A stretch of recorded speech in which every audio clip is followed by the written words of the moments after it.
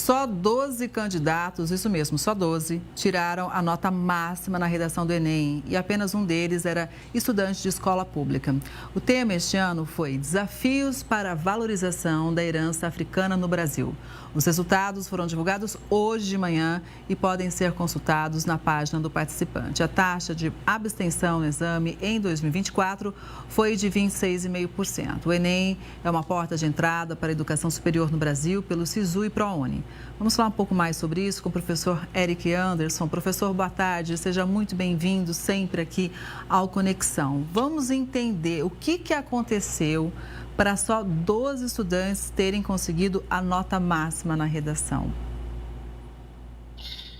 Boa tarde. Se nós compararmos com o Enem mais recente, anterior, de 2023, foram 60 redações que obtiveram a nota 1000. Então, a gente tem uma queda aí gigantesca para os índices atuais de apenas 12. Então, nós tivemos algumas situações que interferiram nessa diminuição de nota 1000. Então, a primeira delas, mais uma camada de validação da nota 1000. Porque antes, quando o estudante tirava a nota 1000, aquela redação ela era corrigida por 2 avaliadores. O primeiro atribuía a nota 1000, o segundo atribuía a nota 1000, depois ia para uma banca de validação da nota 1000. Este ano, o INEP ainda colocou mais uma camada. Então, além dos 2 avaliadores e da banca, a redação passou a ser revista pelo supervisor. Então, o supervisor ele dava mais uma avaliada naquela redação para confirmar se aquela nota seria 1000 ou não. Isso porque algumas redações com defeitos consideráveis acabaram passando e vazando aí para a cartilha do participante, né, como redação nota 1000. E, às vezes, o INEP publicava aquela redação e a redação ainda tinha alguns problemas. Então, essa camada a mais de validação com a figura do supervisor, dando a última chancela, dizendo, olha, 2 avaliadores, a comissão e o supervisor, isso aí fez com que esse número ficasse bastante restrito. Além disso, nós tivemos 2 situações na correção da redação do Enem 2024. A primeira delas foi o INEP exigiu mais rigor dos avaliadores quanto ao uso do repertório sociocultural. Muitas vezes os estudantes faziam citações de filósofos, pensadores, que eram verídicas, que a gente chama de legitimação, então repertório legitimado. Mas não necessariamente elas tinham pertinência ou tinham uso produtivo. O que é isso?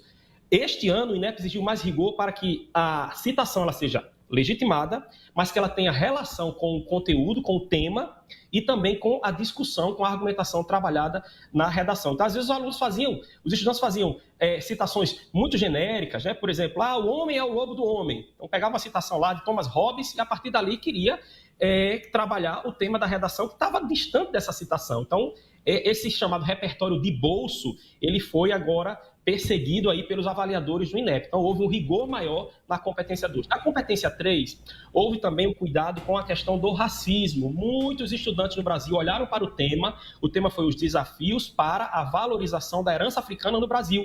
Muitos estudantes acabaram escrevendo apenas sobre o racismo. O racismo é um dos desafios. Então, se ele falou a redação toda sobre o racismo teria que ser um argumento, um ponto abordado. Mas o tema era a valorização da herança africana. Então, se ele falou apenas do racismo e não abordou a questão da valorização da herança africana, ele acabou aí cometendo o chamado foco temático distorcido e foi punido na competência 3. Muitos estudantes caíram nessa. Então, essas aí são algumas situações que interferiram para que a gente tivesse aí essa quantidade irrisória de redações de nota 1000. Mas não custa aqui destacar que uma nota 900, 840, 800 são notas boas. Então, não é necessário tirar a nota 1000 para ingressar no ensino superior. A nota 1000 é a nota máxima. Mas a partir de 800, a redação ela é considerada um texto bem escrito.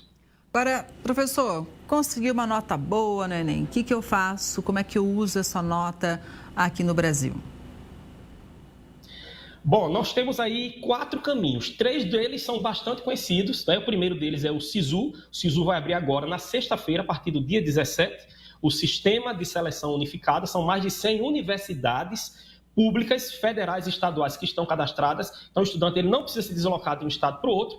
E ele vai entrar em uma espécie de leilão pela vaga. Tá? Então, o SISU abre lá a vaga, o estudante ele pode estar morando no Amazonas, mas ele quer realizar um curso que é oferecido só na USP, por exemplo, ou na Universidade Federal lá no estado do Rio Grande do Sul. Então, ele de lá vai acessar o seu computador, vai colocar a sua pontuação, se candidatar e ficar acompanhando, né? Porque a nota de corte ela vai mudando.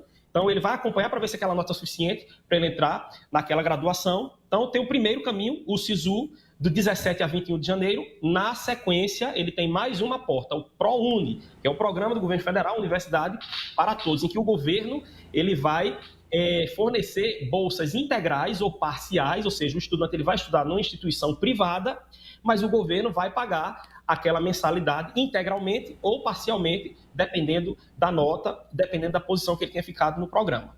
Fechou o ProUni, comecinho de fevereiro, a partir do dia 4 de fevereiro, aí começa o FIES, que é um programa de financiamento. Nesse caso, o governo paga, mas o estudante, após concluir o curso, ele tem um prazo para quitar esse débito junto ao governo que realizou o pagamento das mensalidades. Esses são os três conhecidos. Então, tem o ProUni, o SISU e o FIES. Mas há um quarto. São as instituições particulares que aproveitam a nota do Enem para dispensar o estudante de um determinado vestibular. Então, em vez de ele fazer uma nova prova do vestibular, seja no começo do ano, seja no meio do ano, que as instituições têm 2 momentos de entrada, são 2 semestres, então a instituição abre aquela vaga para que o aluno se candidate utilizando a prova do Enem. Então, SISU, ProUni, FIES e as universidades particulares que dispensam o Enem e dispensam seus vestibulares para aqueles alunos que têm a nota do Enem. Então, no Brasil, são essas as situações. Além disso, tem o mercado de trabalho. Algumas empresas consideram a nota na redação, por exemplo, como um fator de critério de desempate ou um fator de avaliação daquele candidato que está postulando uma vaga de emprego. Então, tem o mercado de trabalho também, em que algumas empresas consideram o desempenho do estudante no Enem. Para a gente fechar, tem oportunidades também no exterior, né? Muitos países aceitam a nota do Enem. Então, nós temos um exame nacional que é de larga escala, que abrange aí milhões de brasileiros e com oportunidade no Brasil e fora do Brasil. Então, tivemos aí Portugal, o primeiro país a ter universidades com adesão à nota do Enem. Então, tem países como Portugal, Reino Unido, Estados Unidos, em que o estudante com a nota feita, de uma prova feita no Brasil, pode ingressar numa graduação no exterior. Então, é a principal porta de entrada para as universidades brasileiras e para os brasileiros que querem estudar no exterior. A gente fica aqui na torcida para que todo mundo aí tenha um bom final, um bom desfecho quem participou do Exame Nacional do Ensino Médio na versão 2024. E eu também fico na torcida para a gente não perder grandes talentos para outros países, né? Eles podem estudar, mas voltar aqui a gente precisa muito desses jovens, né? Dessas mentes brilhantes.